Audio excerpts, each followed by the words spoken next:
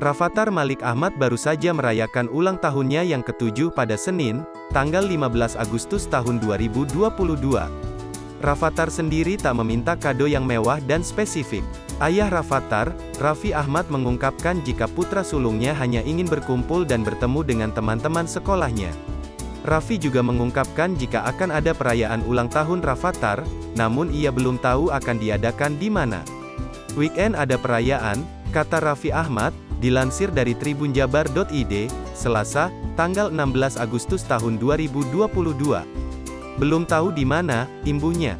Tak hanya merayakan ulang tahun bersama teman-temannya, Raffi Ahmad juga mengakui jika akan ada dilakukan santunan kepada yang membutuhkan. Nagita yang ngurusin, ujar Raffi Ahmad. Bahkan Raffi juga mengajarkan kepada sang anak untuk berbagi rezeki kepada orang yang membutuhkan. Dari kecil aku udah bilang ke Rafathar ada rezeki berbagilah, imbuhnya. Kalau udah berbagi mau beli apa boleh, ucapnya. Kendati demikian, Raffi Ahmad mengaku bersyukur lantaran sang putra sulungnya sekarang sudah berusia 7 tahun. Ia juga berharap jika putranya menjadi anak yang baik dan berguna.